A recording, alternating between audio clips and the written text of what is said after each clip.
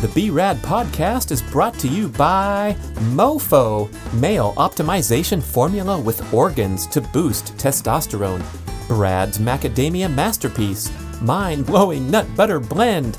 Chili Pad, temperature-controlled mattress systems. Inside Tracker, blood, DNA, and fitness tracking data all in one. And New Optimal, 3 nootropic supplements designed to improve focus, memory, and drive. And check out the bradkearns.com shop page, my personal selection of favorite products with great discounts for health, fitness, and peak performance. I know people enjoy doing these extreme events maybe more often than that, but just take a little bit of perspective, take a deep breath here and say, gee, do I really have to repeatedly, over and over and over again, sign up on the starting line for a half Ironman triathlon or a half marathon or whatever it is?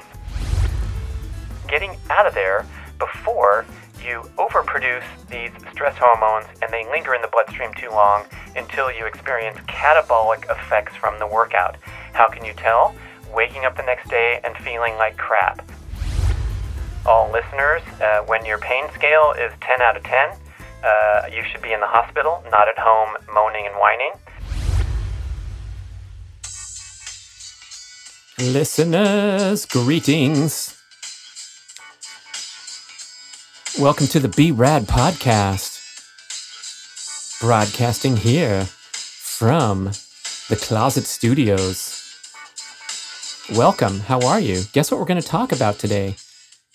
How to strike an optimal and delicate balance between the possibly but not necessarily disparate goals of peak performance and longevity, right? I've asked this question to a few different podcast guests. Who do you think is going to be the person to break the longevity record of currently held at 122 years? I'm hoping I'm going to be a candidate. I can't tell you for another 50, 60 years how my prospects are looking. But is it going to be that peaceful yogi that spends hours sitting on the cushion and walking in the forest? Or is it going to be some guy who's putting up stacks in the gym and maintaining that super awesome muscle mass physique, as we see some of these wonderful outliers doing today? So inspirational, including Sisson at 67, still looking like an elite endurance athlete with veins all over his body and tremendously strong in the gym.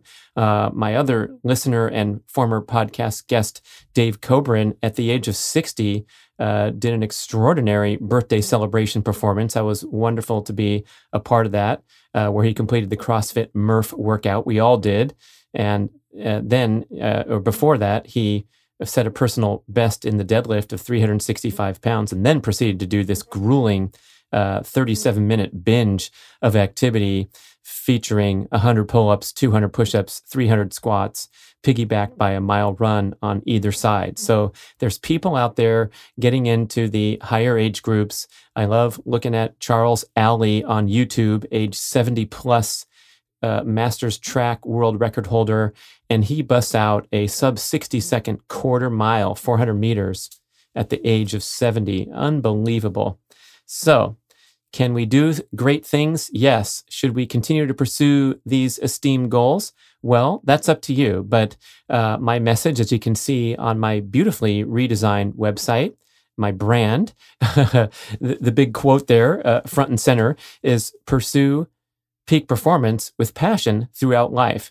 Because I think we need that edge. We need something to get us up in the morning, get us focused, looking at goals, competitive opportunities, whether it's an actual competitive event or a league or what have you, or just competing with yourself and trying to do better and setting some distinct and specific goals to keep you honest and keep you on track as you go through life. I've talked about my father, Walter, a few times on the show, who made it 97 years, 95 of which were absolutely physically superior, awesome, high-level performer in his favorite sport of golf, and then a nice, graceful, and relatively quick decline. There's nothing more that any of us could ask for. but he had a tremendous competitive intensity. Might have been a quiet competitive intensity, but he was a champion golfer his entire life, and so he was very focused on shooting a low score. Even when he was out there at 95, he was not bunting the ball around and having potato chips and pretzels. He was going for the pin, and so I think that's a really valuable and highly recommended aspect for all of us to pursue, especially as we descend further and further into the luxuries and comforts. And a lot of people who are getting into the older age groups have also done a lot of great work to establish that measure of financial security, wealth accumulation, where they don't have to bust their butt every day in hard physical toil or stressful job circumstances. And we have a increased tendency, I would say, to take it easy on all levels. On certain levels, you deserve to. So we certainly can craft a lifestyle and a career path that we desire, to where we're not putting in the longest hours at the law firm when we hit 55 or 65 or 75, like we did when we were 25 or 35. But in terms of fitness and being a peak performer, it's nice to set these age-appropriate and lifestyle-appropriate goals.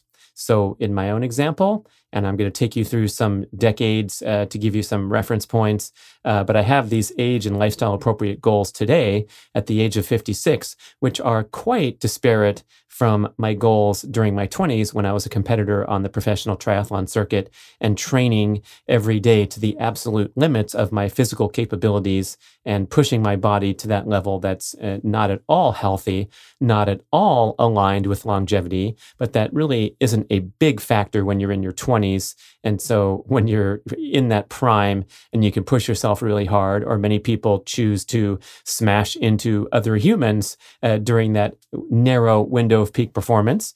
So good for them if that was your sport and that was your day. But then we want to gracefully adjust and recalibrate our goals. I'm not too aware of many adult tackle football leagues out there in the world. But speaking of adult leagues, some of the basketball stuff can get a little out of hand and not be age appropriate when you have a misplaced competitive intensity, when you're just a sorry sack in the 40 plus or 50 plus league running up and down the court. But thinking with that competitive intensity coming out unregulated, that you're still playing for the championship in the high school division or college or whatever you hit back in the day. And so some of that stuff can be highly predictive of injuries, breakdown, burnout, illness, and injury. So I'm going to say shout out to all the adult league basketball players. Good on you. Keep it up. But if you are showing up on the court with a very poor level of fitness and putting you in that weekend warrior characterization, it might be better to spend more time in the weight room, on the yoga mat, scrutinizing your diet, rather than just lacing up and going out there and slamming into people who jump up in the air and try to make a layup. Nothing personal there. You can tell maybe my feelings have been hurt in the past by getting slammed by overly competitive adult basketball league players. But hey, that's why I'm no longer in the league. But the point here to make is that we want to be really smart about our competitive efforts and the direction that we point that weapon in, and set age and lifestyle appropriate goals while we're pursuing peak performance with passion throughout life. And I want to put a special light on the endurance community, because there's becoming a greater prevalence of devastating consequences of long-term extreme endurance training and the elevated cardiac disease risk that ensues. Listen to my show with Dr. Mark Cucuzella, because he deals with this every single day. There's plenty of articles and there's a lot of momentum highlighting this disturbing situation where the extreme performers, where they're working out for hours and hours on end and decades, have a high propensity to develop AFib and related conditions of the heart that put them in disease risk category, just like a sedentary smoker. And I've had a lot of my peers that I race with in triathlon, a good number of them, prominent world champion level athletes, succumb to an assortment of heart conditions and heart situations, some of them fatal. There's some prominent stories about Steve Larson, the great and most versatile endurance athlete probably of all time in America.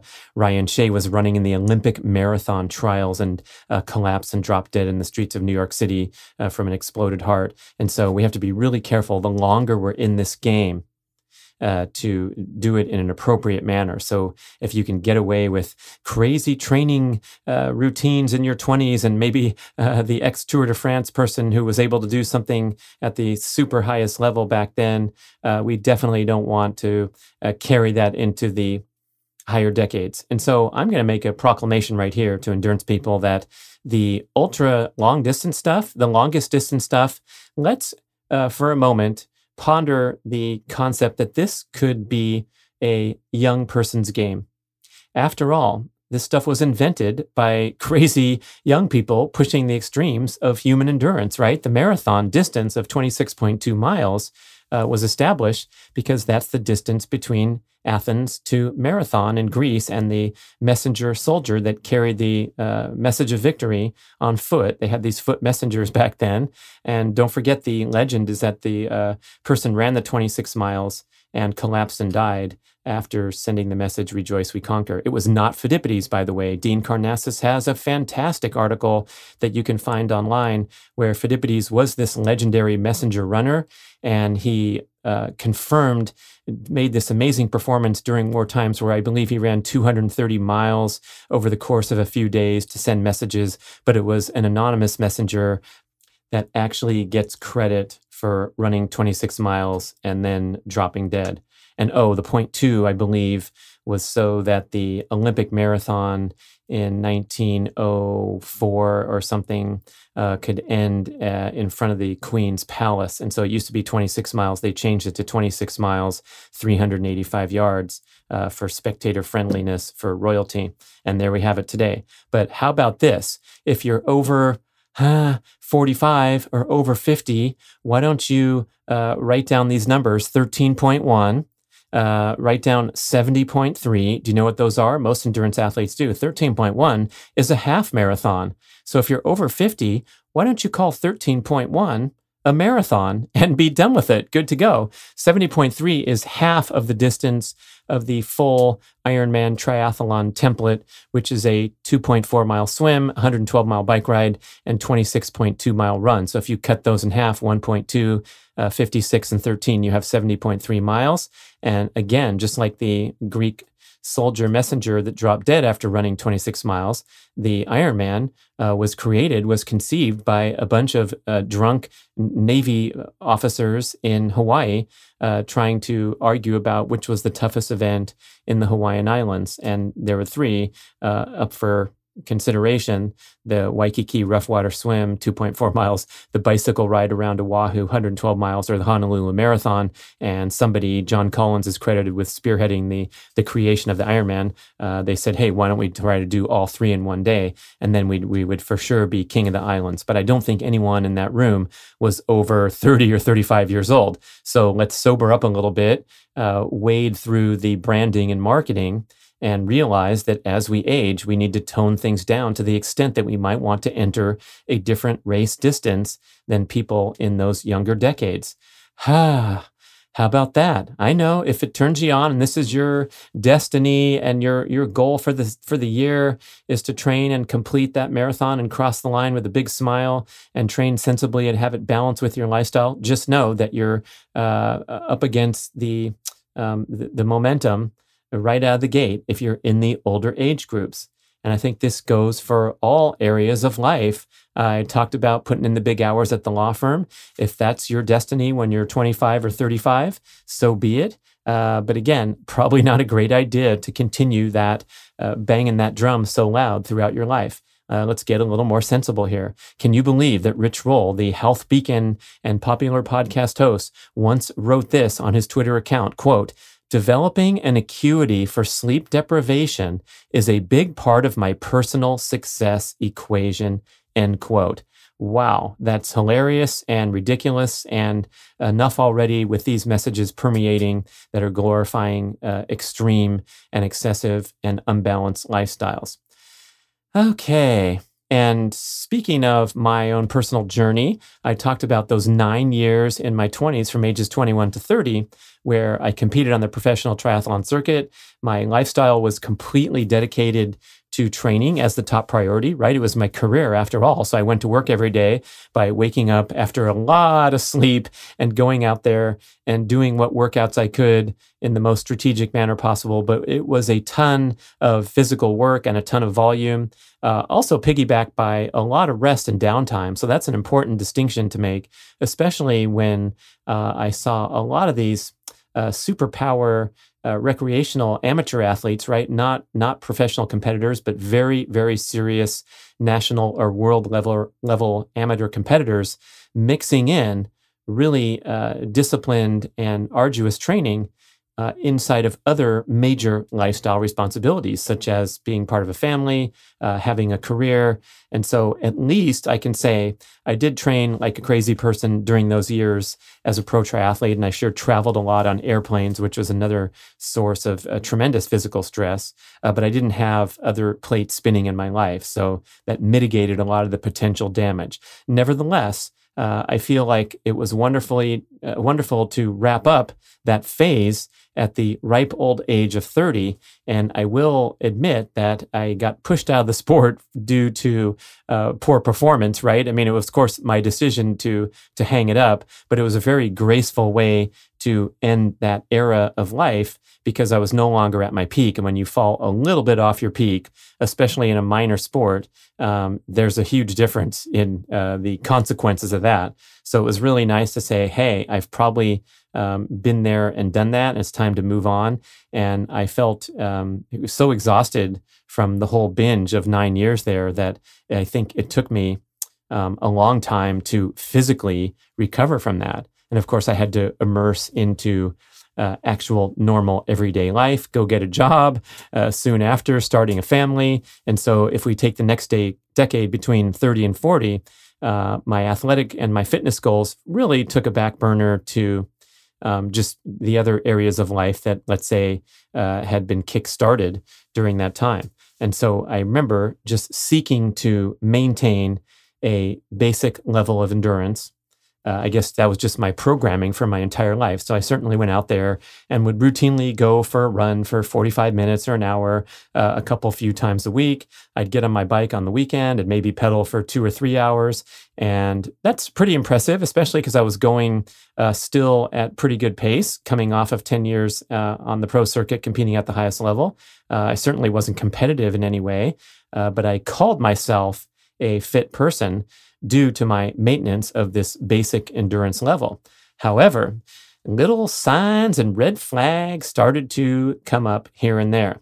We're going to remember 2 of them and share them with you. One of them was a spontaneous tear of the meniscus in my knee while walking down the street at a very slow pace with my very old Springer Spaniel dog.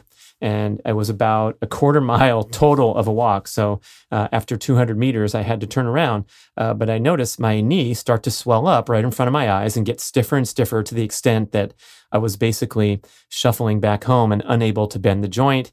I went and collapsed onto the couch. My friend, physical therapist, came over and immediately declared that I had torn my meniscus, asked me what happened. I said nothing. I was walking the dog down the street. I proceed to get on the internet and discover, I remember this one article, quote, males around the age of 40 frequently sustain a spontaneous tear of the meniscus with no known attribution. And I was like, what a ripoff, man. I'm only 39 years old, but here I am in that category. Another time I was bending over the kitchen counter to wolf down the last few bites of scrambled eggs before we were to rush out the door to a road trip. And in the process of bending over to enjoy these eggs, I experienced the most incredibly severe back pain, shooting sharp pain in my lower back, and I collapsed to the ground in agony. I had the wind knocked out of me to the point where I was gasping for air on the ground. And my kids, let's see, how old were they at this time? Probably, 5 and 3 or something thought I was joking because I was a big jokester dad and I do crazy stuff like that all the time. And they're kicking me in the ribs like, come on, Dad, get up. And I'm like, no, I can't breathe. I'm not kidding. So this was what they call throwing your back out. And I never even knew or conceived of what that term meant until it happened to me. And boy, that was a real eye-opener because I realized at that time that my overall fitness level, my competency was actually quite poor, despite my big endurance engine still able to rev up and climb up from the bottom of the canyon to the top on a bike. But I had very poor core activation. I was putting a load onto my lower back. I'm not going to say the eggs did it, but I remember earlier that morning doing some pull-ups at the park and, my body swinging in the air and trying to raise myself to the bar. And boy, if I could do 12 pull-ups back then, I considered that a super awesome and complete strength training session because that was how little attention I paid to intensity or strength training. But I think that's what set up my back for demise. And so there I was with about 3 or 4 days of almost total incapacitation, just sitting on the couch in pain every time I tried to move. Then it was another 3 or 4 days of walking around very, very gingerly, tiptoeing around the house until I could actually, for example, go out for a walk with my dog. And so how about 10 days of major wake-up call to completely recalibrate and reassess what one's notion of fitness really means. And so I kind of kicked off a campaign to broaden my perspective of fitness, I'd say right around the age of 40.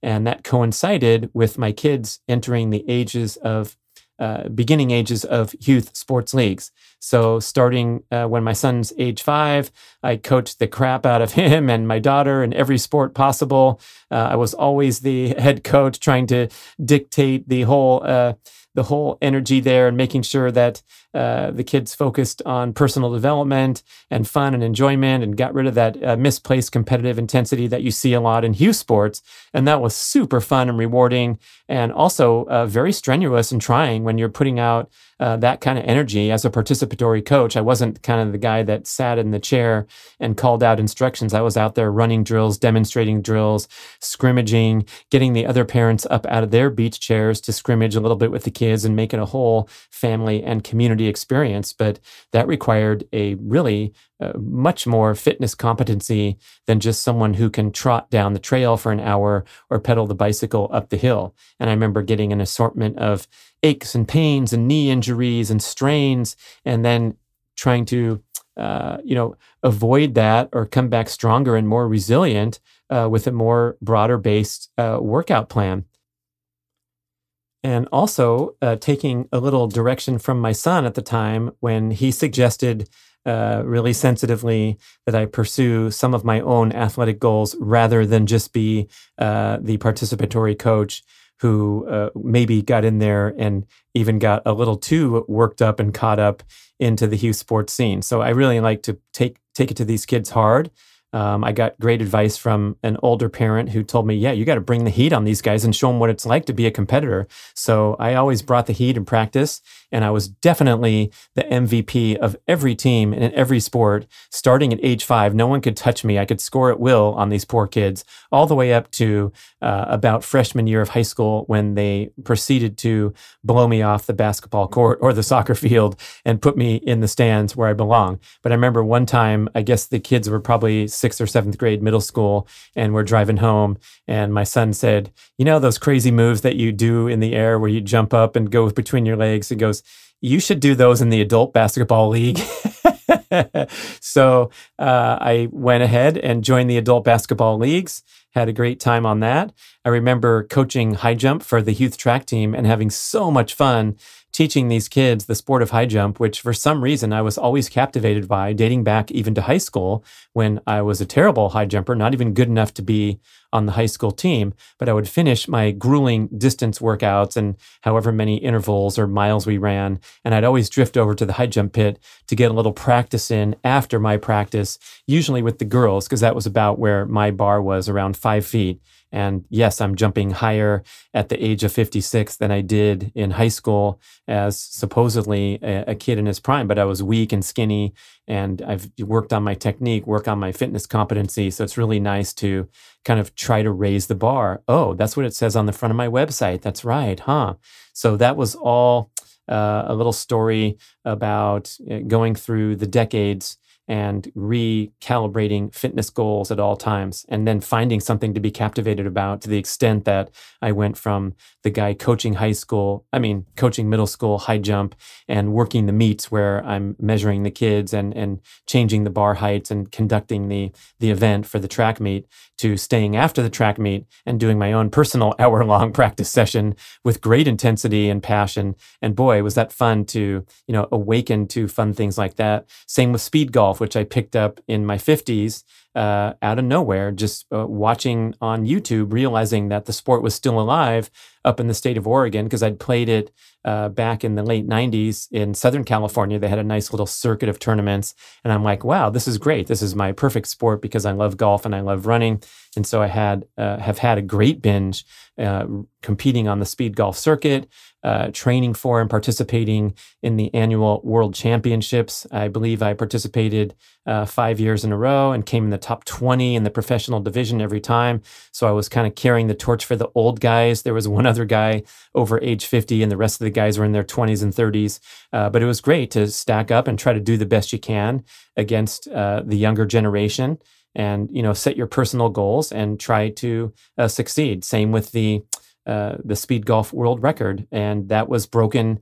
The official Guinness World Record for the fastest single hole of golf ever played.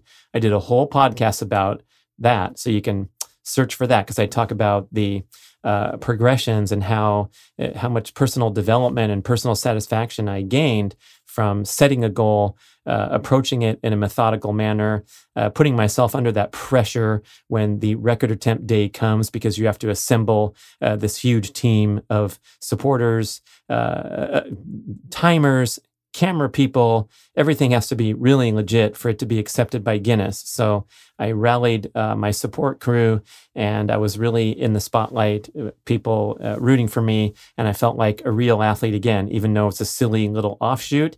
I made it mean a lot to me, and that's what it's all about, to live a rich and meaningful life where these goals, just like when I'm high jumping today, practicing in an empty high school stadium, when I get over that bar, I let out a scream of joy that is just the same as if I was winning a big event on the professional triathlon circuit and getting interviewed by ESPN and all that wonderful hoopla that happened in a different realm of my athletic experience. So yeah, here's a big plug for finding something super cool, like speed golf or high jump in my case, but whatever it is that turns you on in your case.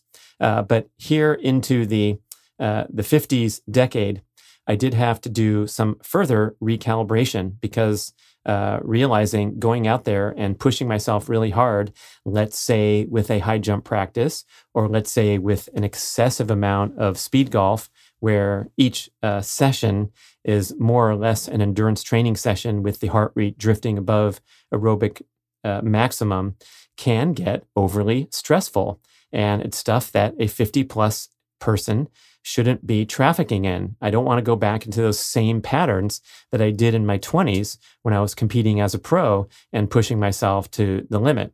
And so I have a nice article on my blog about overdoing it chronically for several months on end with my reintroduction to speed golf and getting so excited about it, to the extent that I believe it landed me in the hospital with a very serious medical condition of a ruptured appendix and emergency surgery, and 3 follow-up surgeries due to complications with bladder function in the months following the appendix surgery. So I went from kind of untouchable my entire life to age 50, spending a lot of time in hospitals and doctors' offices. And no physician will tell me that my overtraining patterns and my exhaustion was a contributing factor to ending up with the organ burning up, but I'm extremely convinced that this is exactly why I got into that predicament.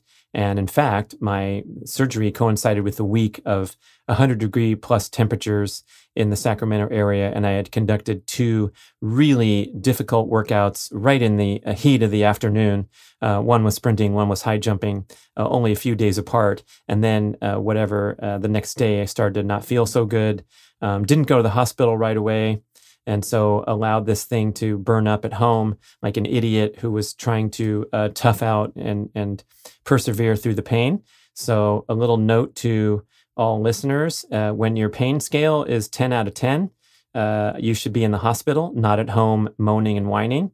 And then when they send you home from the emergency room, when your pain level is still 10 out of 10, insist on further testing. Okay, that's my public service announcement for the day, because that's all what happened. I went home for another 12 hours. Then you get into the countdown, I learned later, where once you rupture an appendix, you have the possibility, or any organ, you can go septic and you'll die between 8 and 48 hours. So I think I was at like the 36-hour mark when I finally went in and had the surgery. All of that, no fun. And I'm going to contend all of that precipitated by an overly stressful, exhaustive exercise program for someone of my age. So pulling out of that and recalibrating again and getting into these great emerging notions that I talk about a lot on the podcast about how to restructure and recalibrate your fitness goals for maximum impact.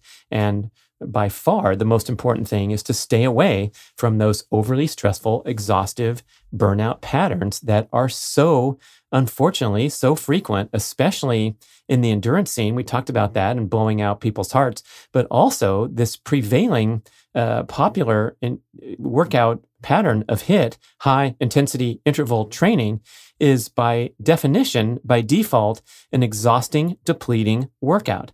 So I'm going to contend across a broad spectrum of fitness modalities and programming that the workouts are too long and too difficult for most people to benefit from. I don't care what age, but especially if you're in the 40 plus category or the 50 plus category or the 60 plus, you will be very well served by cutting things in half and getting out of there before you overproduce these stress hormones and they linger in the bloodstream too long until you experience catabolic effects from the workout.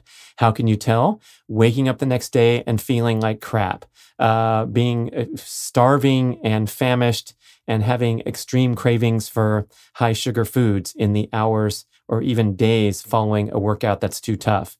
So this counts for the basketball players out there, the CrossFit enthusiasts, those working with enthusiastic personal trainers who like to push you and coach you and coax you on to one more set. Generally speaking, what's being observed and comments from not only myself, but a lot of other experts is that we're overdoing it and the fitness benefits are minimal and the risks are extreme. One of the best characterizations I've seen of this whole message is from Dr. Doug McGuff's book, Body by Science, where he contends and backs it with a lot of scientific research that if you're simply focused on building, maintaining muscle mass and getting stronger, one set is all you need. One set to exhaustion is the sweet spot rather than going back over and over and over and maybe leave that to the young guys. Similarly, Dr. Craig Marker, who I did a great show with, you can listen to, talking about the distinction between the prevailing approach of high-intensity interval training and his take on that, his fresh take that he calls high-intensity repeat training. So the article is called HIIT versus HIRT, H-I-R-T. We'll put it in the show notes. I put it in so many show notes already. I know my mom can find it, the show note person. And it's a great article talking about the critical importance of maintaining a consistent quality of effort throughout your high-intensity sessions so that they're not declining in output due to the cumulative fatigue of your efforts. So that just means being fresh at the start of each interval. And if you start to feel tired, if your form starts to go, if you start to feel twinges in your muscles, you curtail the workout, you're done. It's not a suffer fest. So we got to get rid of those words out of our fitness vocabulary. Hand in hand with that is the idea that when it's time to go hard and really push it, there's no need to go for longer than 20 seconds. So this sweet spot is 10 to 20 seconds when you're doing explosive high energy output. And that kind of equates with one set if you're doing strength training, right? And for sprinting, it equates with whatever the exercise is. It could be kettlebell swings. It could be running on a flat surface. It could be running upstairs. It could be sprinting on a bicycle. But if you sprint for between 10 and 20 seconds, that is the sweet spot to get awesome fitness adaptations and a minimal risk of this cellular destruction that occurs when you try to sprint for longer than 20 or 30 seconds at a time, which is a commonplace in the group exercise, the group cycling class, where they're asking you over and over to sprint 10 times for 30 seconds. And then finally, the final component of a properly conducted HERT session is to have luxurious rest intervals. So then when you do come back and perform another explosive high intensity effort, you are well rested. You've done a bit of replenishment of ATP, although full ATP replenishment takes about 7 minutes. So if you're resting for 2 to 3 minutes, if you're out there at the track doing an important set, you're going to be looking pretty good and have less cellular breakdown. And so I've settled on this template for sprint workouts that for most people would be a fantastic template. And let's call it 4 to 8 repeats of an 80-meter sprint on flat ground, which takes, I'm going to say it's going to take between 10 and 20 seconds. Someone really fast can do it in 10 seconds. And even if you're minimally fit, going for 80 meters, you should get down to the finish line in 20 seconds or less. And so if you can make that your template, you'll leave that track or wherever your venue is feeling fresh and energetic. It's not that much work. It's an embarrassingly small amount of work for most people who are accustomed to these sufferfest type workouts. But when you do it correctly with luxurious rest intervals in between each sprint, at least 6 to 1. So let's say you're going for 10 seconds, you're going to rest for a minute before you do another one. It's a ridiculously long rest period. But guess what? When you come back and do the third, the fourth, the fifth, the sixth, the seventh rep, they all feel good. They're all high quality. You exhibit impeccable form and technique each time. And again, this concept applies to kettlebell swings. So if you're going to swing the kettlebell for 10 seconds at a time and then rest for a minute, you expect to feel great on your fifth or sixth or seventh session, seventh set there. Okay. Now, that said, once in a while, of course it's okay, and you have a free pass to push your limits and do something great and extraordinary, go to the extremes. That includes an endurance athlete. So if you want to do a marathon once a year, rather than 5 times a year, or an extreme hiking event like my longtime listeners, John Staley and Steve Coburn, both have done this double crossing of the Grand Canyon. Dude Spellings are going to put him in there too. I know a lot of people that do this. Geez, I guess I got to go do it sometime. But this is the epic rim to rim hike or run, whatever pace they're doing it at. It's about 50 miles, 13,000 feet of climbing. Record time for the speedsters. I think people can do it in like 8 hours. Most people might do it in 12, 13, or 16 hours. But boy, what an extraordinary achievement.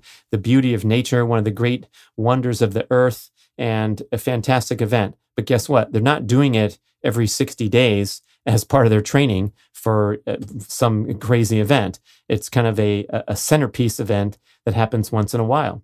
Same with the Murph workout, which I mentioned previously that Dave Coburn did on his 60th birthday.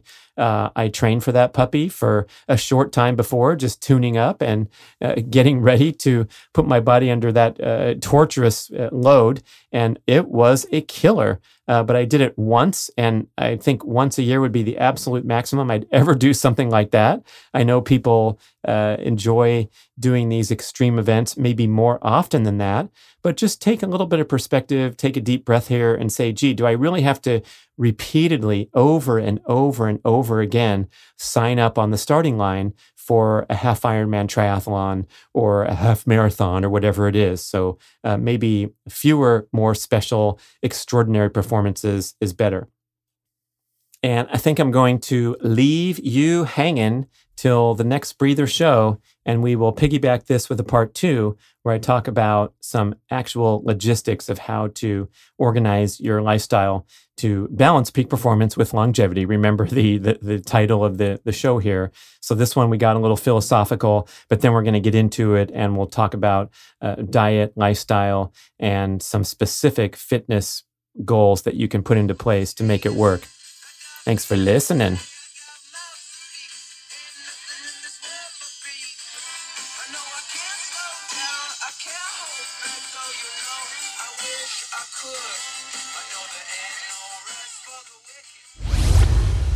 Thank you for listening to the show. I love sharing the experience with you and greatly appreciate your support. Please email podcast@bradventures.com with feedback, suggestions, and questions for the Q&A shows.